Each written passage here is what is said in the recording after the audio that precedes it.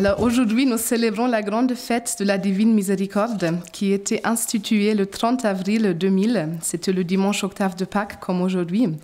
Et c'était lors de la canonisation de Sainte Sœur Faustine par le Saint Pape Jean-Paul II. Et du coup, je suis très heureuse en tant que Polonaise de vous partager maintenant ce message concernant la Divine Miséricorde qui était donné à ma compatriote Sainte Faustine dans la première moitié du XXe siècle. Donc, son petit journal contient un message magnifique de l'amour miséricordieux de Dieu pour tous les hommes, un message que Sœur Faustine devait transmettre à l'Église et au monde entier. Saint Jean-Paul II décrivait ce journal comme un évangile de la miséricorde écrit dans la perspective du XXe siècle. Et en effet, en Pologne, vous trouverez dans beaucoup d'églises, ou presque dans toutes les églises, un tableau de Jésus miséricordieux avec les reliques de Sainte Faustine et de Saint Jean-Paul II, toutes les deux ensemble. Et dans beaucoup de paroisses ou dans les familles polonaises, des temps de prière du chapelet de la Divine Miséricorde sont régulièrement proposés. Donc ce culte, il nous est vraiment très très cher. D'autant plus que Jésus avait dit à Sainte Faustine « J'aime particulièrement la Pologne, et si elle obéit à ma volonté, je l'élèverai en puissance et en sainteté. C'est d'elle que jaillira l'étincelle qui préparera le monde à mon ultime venue. » Mais la France aussi, pour sa part, elle a une place de prédilection dans le cœur de Jésus. Donc en Pologne, Jésus il a révélé son amour et son cœur miséricordieux, mais auparavant, il a montré son cœur en France, notamment à Sainte Marguerite Marie. Donc nous voyons que Jésus il veut embrasser le monde entier avec son amour miséricordieux de son cœur qui a tant aimé le monde.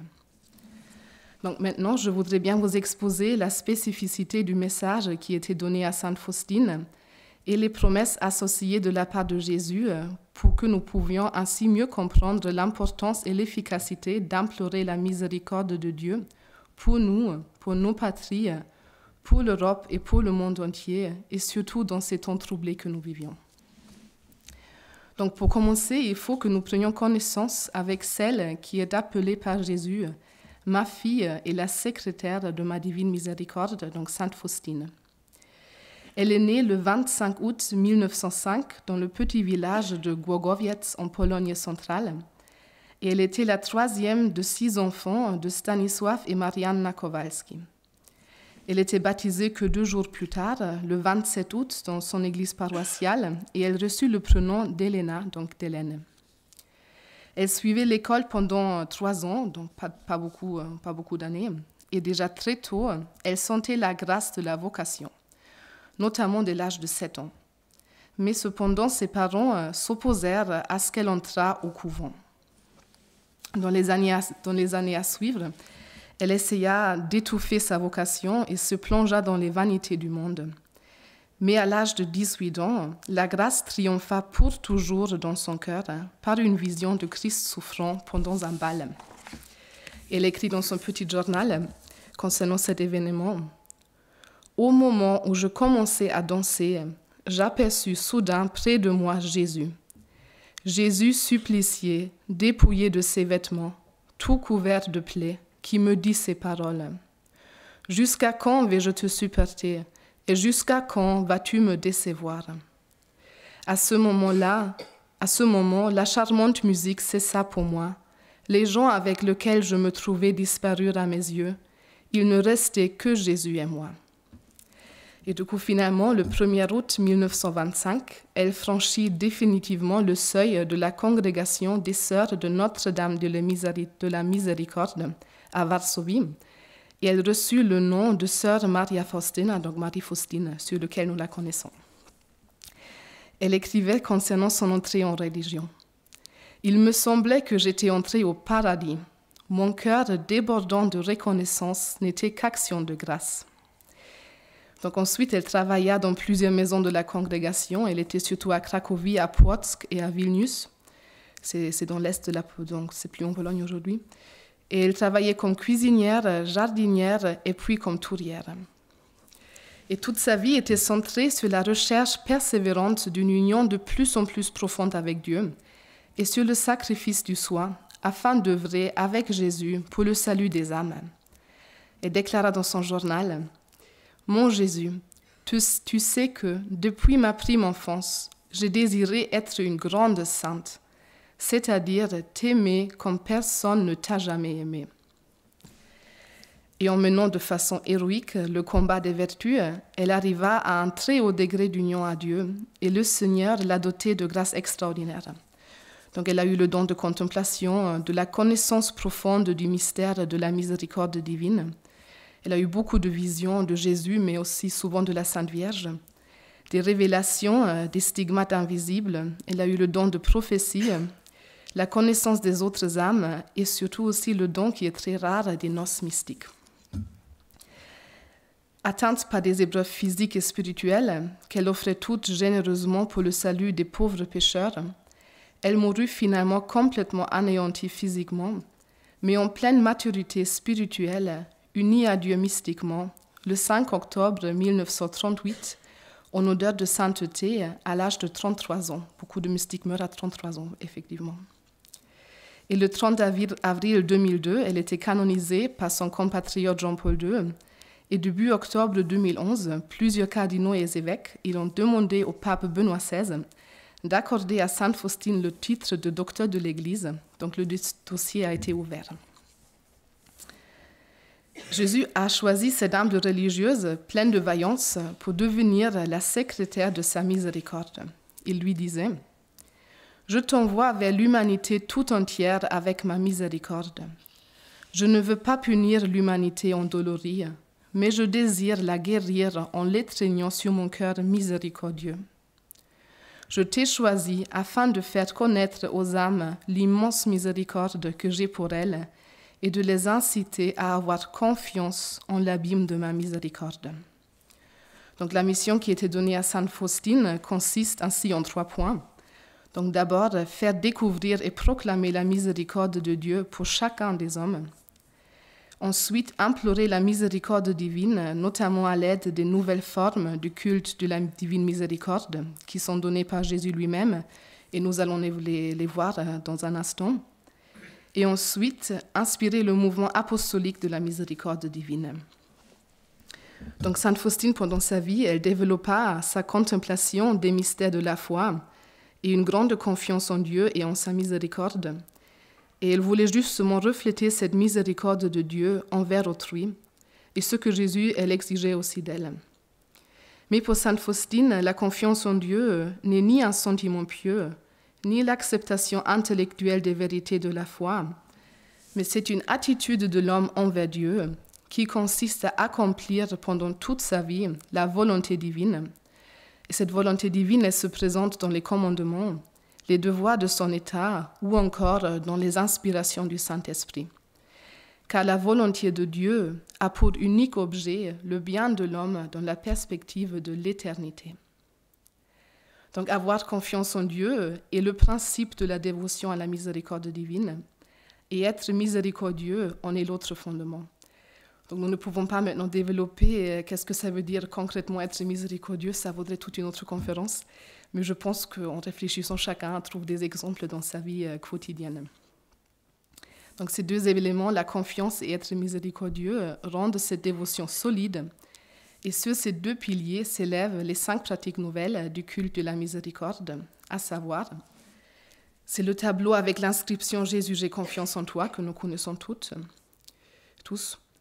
La fête de la miséricorde divine qui est célébrée aujourd'hui, donc le premier dimanche après Pâques, le chapelet à la miséricorde, l'heure de la miséricorde et la diffusion de la vénération de la miséricorde.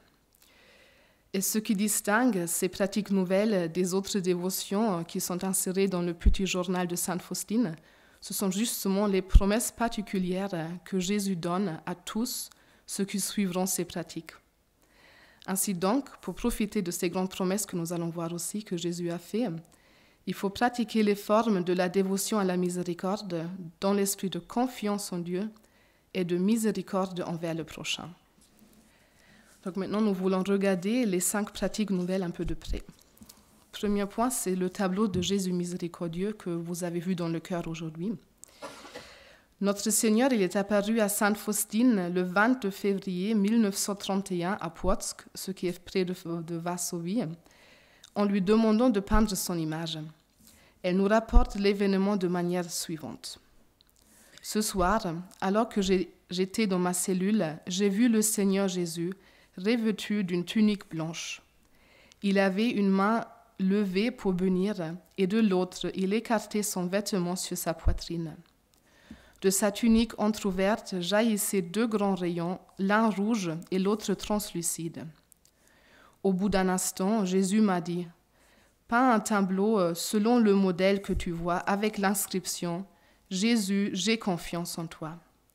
Je désire que l'on vénère ce tableau d'abord dans votre chapelle, puis dans le monde entier. Je désire que ce tableau soit solennellement béni le premier dimanche après Pâques. Ce dimanche doit être la fête de la miséricorde. Et en effet, nous avons entendu que ce matin, pendant la messe, on a lu l'évangile de Saint Jean, où le Christ ressuscité apparaît dans le cénacle et instaure le sacrement de la réconciliation. Et le tableau représente ainsi le Sauveur ressuscité qui donne la paix aux hommes par le pardon de leurs péchés pour le prix de sa passion et de sa mort sur la croix.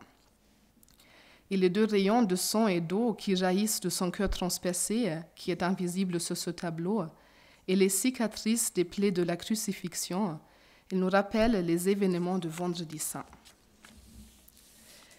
Et Jésus, il explique la signification des 2 rayons. Ces 2 rayons indiquent le sang et l'eau. Le rayon translucide signifie l'eau qui justifie les âmes. Le rayon rouge signifie le sang qui est la vie des âmes. Ces 2 rayons jaillirent des entrailles de ma miséricorde, alors que mon cœur, agonisant sur la croix, fut ouvert par la lance. Ces rayons protègent les âmes de la colère de mon Père. Heureux celui qui vivra dans leur lumière, car la main juste de Dieu ne l'atteindra pas.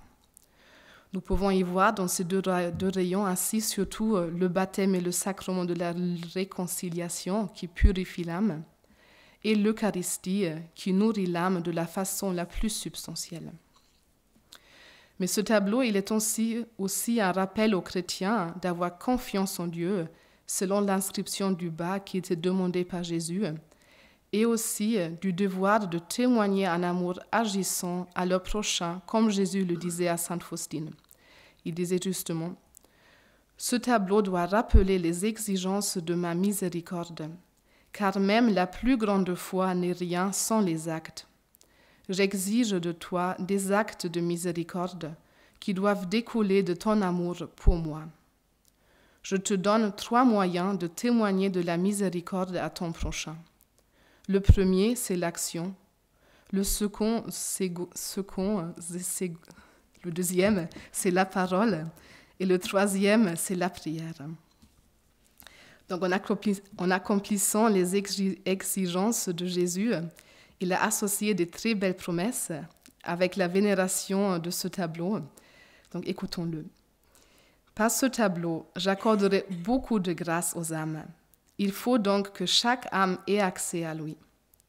Je promets que l'âme qui vénérera ce tableau ne sera pas perdue. Je lui promets aussi la victoire sur ses ennemis dès ici-bas, et spécialement à l'heure de la mort. Moi-même, je la défendrai comme ma propre gloire. Donc Jésus nous promet ainsi la grâce du salut éternel, la grâce d'une bonne mort et toutes les grâces demandées avec confiance. Donc c'est énorme, c'est très très beau. Donc ces promesses, elles sont très fortes et probablement chacun d'entre nous peut constater combien elles sont vraies, car rien que les témoignages de conversion par le regard sur la face de Jésus miséricordieux sont très nombreux. Et qui n'est pas touché par ce regard de Jésus qui perce jusqu'au fond de l'âme? Jésus nous invite ainsi à venir proche de lui. Que les pécheurs n'aient pas peur de s'approcher de moi. Les flammes de ma miséricorde me brûlent. Je veux les répandre sur les âmes des hommes. Cependant, comme nous avons dit auparavant, ces promesses demandent de vénérer l'image avec une grande confiance. Car Jésus, il a dit à Sainte Faustine combien le manque de confiance blesse profondément son cœur. La méfiance des âmes me déchire les entrailles. Malgré mon amour inépuisable, elles ne me font pas confiance. Même ma mort ne leur suffit pas. Malheur à l'âme qui en abusera.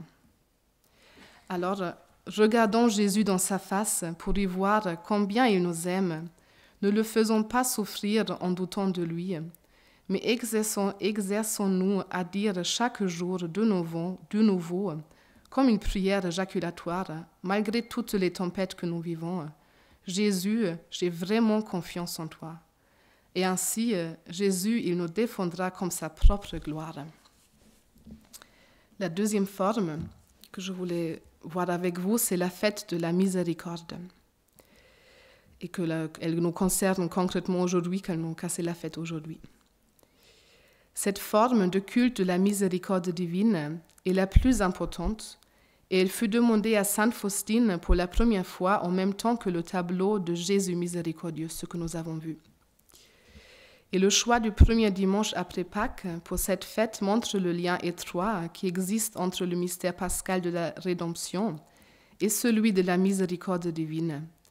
Il est renforcé encore par la neuvaine de la miséricorde divine qui commence justement le vendredi saint et qui s'est conclue hier. Donc cette fête, elle n'a pas seulement comme but l'adoration de la divine miséricorde, mais c'est aussi un temps de grâce très particulière pour les hommes. Jésus dit « Je désire que la fête de la miséricorde soit le recours et le refuge pour toutes les âmes, et particulièrement de celles des pauvres pécheurs. Les âmes périssent malgré mon amère passion. Je leur tends une dernière planche de salut, la fête de ma miséricorde. Si elles n'adorent pas ma miséricorde, elles périront pour l'éternité. Secrétaire de ma miséricorde, écris, parle aux âmes de ma grande miséricorde, car ce jour terrible, le jour de ma justice est proche. » Mais donc, qu'est-ce qu'il faut faire pour cette fête et quelles promesses nous fait Jésus concernant celle-ci? Donc, il faut d'abord remplir les conditions que nous avons déjà mentionnées, la confiance en la bonté de Dieu et être miséricordieux envers autrui. Et ensuite, il faut être en état de grâce, c'est-à-dire s'être confessé, pour pouvoir ainsi communier dignement ce jour. Et la promesse faite par Jésus est merveilleuse. En ce jour, les entrailles de ma miséricorde sont ouvertes, et je déverse tout un océan de grâce sur les âmes, qui s'approcheront de la source de ma miséricorde. Toute âme qui se confessera et communiera obtiendra le pardon complet de ses fautes et la rémission de sa peine. Ce jour-là sont ouvertes toutes les sources divines par lesquelles les grâces se déversent. Qu'aucune âme n'ait peur de s'approcher de moi, même si ses péchés sont comme l'écarlate. Ma miséricorde est si grande que, pendant toute l'éternité, aucune intelligence, ni humaine ni angélique, ne saurait l'approfondir. Chaque âme en relation avec moi méditera mon amour et ma miséricorde pendant toute l'éternité. La fête de la miséricorde est issue de mes entrailles. Et l'humanité ne connaîtra pas la paix tant qu'il ne se tournera pas vers la source de ma miséricorde. Donc ces mots, ils sont très forts et que ces mots nous rendent ardents et déterminés pour nous approcher aujourd'hui de Jésus miséricordieux, pour lui demander beaucoup de grâce pour notre propre justification et pour la justification des âmes du monde entier. Car Jésus, il veut aujourd'hui déverser cet océan de grâce pour effacer les péchés de l'humanité qui sont vraiment comme l'écarlate. Ensuite, nous verrons la troisième forme que nous connaissons tous, c'est le chapelet de la miséricorde divine. Donc, la forme la plus répandue du culte de la divine miséricorde, c'est probablement le chapelet de la miséricorde divine. Celui-ci fut donné à Sainte Faustine par Jésus à Vilnius le 13 et le 14 septembre 1935, il était donné comme une prière d'expiation et pour apaiser la colère de Dieu. Car Sainte Faustine, elle voyait un ange exercer la colère de Dieu sur le monde, mais dans son cœur, Jésus lui inspirait les paroles du chapelet de la miséricorde, et l'ange, il devenait ainsi impuissant, il ne pouvait pas infliger le juste châtiment au monde. Cette prière sert à apaiser ma colère, lui dira ensuite Jésus. Donc, je pense que nous connaissons tous les paroles du chapelet. Donc, en le priant, on offre à Dieu le Père le corps et le sang et l'âme et la divinité de Jésus-Christ en expiation de nos péchés et des péchés du monde entier.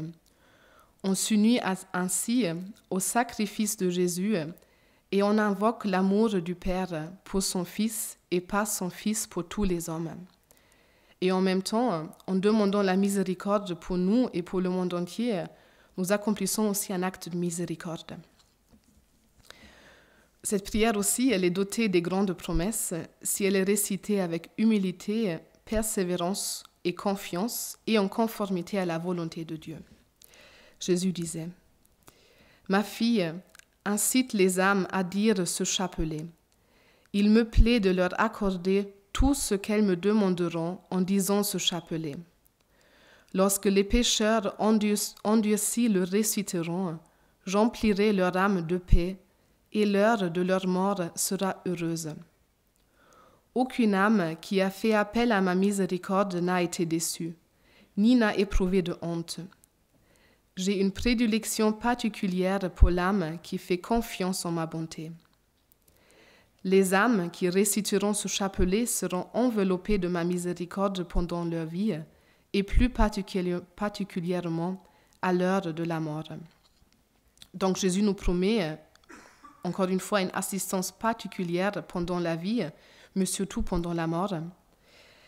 Et la puissance de cette prière auprès des agonisants est aussi remarquable car Jésus disait « Si on récite ce chapelet auprès d'un agonisant, je me tiendrai entre le Père et l'âme agonisant, non pas en tant que juge équitable, mais comme sauveur miséricordieux. » Donc c'est vrai que c'est une prière qu'on peut bien prier justement auprès des agonisants, mais aussi Jésus il dit bien « Tout ce qu'elles me demanderont, il accordera ». Donc c'est une prière qui a beaucoup de force. On peut bien l'essayer. Relevons encore l'efficacité aussi stupéfiante de cette prière pour les pécheurs endurcis. Jésus dit « Les prêtres donneront ce chapelet aux pécheurs comme leur dernière planche de salut. Et même le pécheur le plus endurci, s'il dit ce chapelet une seule fois, recevra la grâce de mon infinie miséricorde. » Et c'est vrai que cette promesse, elle manifeste vraiment une miséricorde inouïe, une seule fois, donc dit avec humilité, confiance et foi, mais c'est vraiment fort. Donc nous pouvons vraiment avoir confiance dans les promesses que Jésus donne pour réciter ce chapelet avec foi et confiance, et nous verrons ainsi la puissance du cœur de Jésus, et on peut vraiment le prier surtout pour le salut des pécheurs endurcis. Ainsi, la quatrième forme du culte de la miséricorde, l'heure de la miséricorde. Ensuite, en octobre 1937, Jésus a demandé à Sainte Faustine qu'on honore l'heure de sa mort. Chaque fois que tu entendras l'horloge sonner 3 heures, plonge-toi tout entière dans ma miséricorde, en l'adorant et en la glorifiant. Invoque sa toute-puissance pour le monde entier, et en particulier pour les pauvres pécheurs, parce qu'à ce moment, elle est grande ouverte à toutes les âmes. Et c'est très pratique parce que Jésus il a donné des instructions très précises comment il faut prier à cette heure. Tâche, ma fille, de faire à cette heure-là le chemin de croix, dans la mesure où tes tâches te le permettent. Si tu ne peux pas faire le chemin de croix, entre au moins un moment dans la chapelle et vénère mon cœur plein de miséricorde, qui demeure dans le très saint sacrement. Et si tu ne peux pas entrer dans la chapelle, plonge-toi dans la prière, là où tu te trouves, ne serait-ce qu'un tout petit instant. Donc Jésus il nous demande que nous nous unissons à sa passion, même si c'est que pour un tout petit instant, car c'est à cette heure-là justement que la grâce fut donnée au monde entier. Il est vraiment très éducateur, car en soi, c'est possible pour chacun de nous. Donc, on peut regarder l'image de Jésus miséricordieux sur notre téléphone, par exemple, ou on peut tourner les yeux vers un crucifix qu'on a mis sur notre bureau où nous travaillons, ou tout simplement, on peut descendre à l'intérieur de notre âme pour implorer Jésus de déverser sa miséricorde en vertu de ses mérites, de sa passion, sur nous et sur nos collègues. Et si nous l'essayons, nous verrons que notre quotidien y changera parce que la miséricorde de Jésus, elle pénétrera notre entourage. C'est vrai, c'est un horaire. Personnellement, j'ai eu pas mal de rencontres à l'université ou des grands examens à 15 heures et j'ai expérimenté vraiment une assistance de Jésus à cette heure-là. Et c'est la providence qui l'a guidé, donc c'est vraiment un bon horaire. Donc la dernière forme de culte maintenant, c'est la propagation du culte de la miséricorde. Jésus, il a dit justement pour la propagation du culte de la miséricorde, « Les âmes qui propagent la vénération de ma miséricorde, je les protège durant toute leur vie, comme une tendre mère son nourrisson. Et à l'heure de la mort, je ne serai pas pour elle un juge, mais le sauveur miséricordieux. » C'est très beau aussi. Donc, pas le juge, mais le sauveur miséricordieux. Donc, cette propagation du culte de la miséricorde, il ne se fait pas forcément par des grands discours, mais surtout par une attitude chrétienne de foi, de confiance en Dieu et de miséricorde grandissante envers son prochain. Donc, en exerçant la miséricorde et la confiance en Dieu. Donc, avec tout ce que nous avons vu maintenant, nous comprenons que l'annonce de la miséricorde permet de nous sanctifier davantage, de rendre notre vie plus belle aux yeux de Dieu et de nous responsabiliser quant au salut des autres. Parce que surtout le chapelet de la miséricorde, par exemple, on le prie pour les pécheurs endurcis, donc pour notre entourage aussi, et pour nous-mêmes quelquefois. Et ainsi, la propagation du culte de la miséricorde nous permet de cheminer sereinement vers la mort et le salut éternel. Donc là, ce sont les 5 points du culte de la miséricorde. Et le dernier point que j'ai ici, j'aimerais bien vous expliquer un peu pourquoi le culte de la miséricorde divine est un culte pour notre temps. Donc j'aimerais souligner l'importance du culte de la miséricorde pour notre temps, car nous vivons des temps difficiles, les cœurs sont endurcis et se révoltent contre Dieu, ou bien ils sont même plongés dans l'indifférence. Et dans la neuvaine à la miséricorde divine qui s'est justement finie hier, nous avons entendu que Jésus a dit « Les âmes indifférentes et froides blessent le plus douloureusement mon cœur. Ce sont elles qui, au jardin des Oliviers, m'inspirent la plus grande aversion. C'est à cause d'elles que j'ai dit « Mon Père, s'il est possible, que cette coupe passe loin de moi. » Pour elles, l'ultime planche de salut est de recourir à ma miséricorde. Donc jetons ainsi par notre prière et par notre témoignage en acte et en parole cette ultime planche au cœur froid et indifférent. Donc c'est comme assez frappant que ce ne sont pas les grands pécheurs, mais justement les cœurs froids et indifférents qui ont le plus blessé le cœur de Jésus. Mais pour ce qui concerne les cœurs endurcis, nous avons entendu que ces âmes ont une place particulière dans le cœur de Jésus. Il attend leur conversion avec impatience. Repensons surtout à la promesse qui est liée au chapelet de la divine miséricorde. Une récitation sincère et humble peut suffire pour obtenir la miséricorde et pour échapper au feu éternel. Et ça, c'est vraiment encourageant. Donc, c'est une grande promesse qui est faite justement avec ce chapelet. Donc, le chapelet de la miséricorde était donné comme moyen pour empêcher le châtiment de Dieu. Et Jésus, il disait aussi que l'humanité ne connaîtra pas la paix tant qu'il ne se tournera pas vers la source de ma miséricorde. Donc il nous faut ainsi vraiment prier la miséricorde de Dieu pour obtenir la paix dans le monde. Donc là, c'est vraiment urgent. Donc ensuite, annoncer la miséricorde, ça sert aussi à nous préparer individuellement et collectivement à l'ultime venue du Christ sur la terre, donc à la parousie de Jésus. Car Jésus, il a dit à Sainte Faustine, « Secrétaire de ma miséricorde, écris, parle aux âmes de ma grande miséricorde, car ce jour terrible, le jour de ma justice est proche. Que l'humanité entière apprenne à connaître mon insondable miséricorde. C'est un signe pour les temps ultimes. Après lui viendra le jour de la justice. Avant de venir comme juge équitable, j'ouvre d'abord toute grande la porte de ma miséricorde. qui ne veut pas passer par la porte de ma miséricorde devra passer par la porte de ma justice. Donc cet appel, il est vraiment pressant, il résonne fortement dans beaucoup de pages de petit journal de Sainte Faustine et il concerne toute l'Église et le monde entier. Mais donc tout cela, mais que tout cela nous donne surtout maintenant une confiance inébranlable en Jésus et de l'ardeur incomparable dans ces temps particuliers.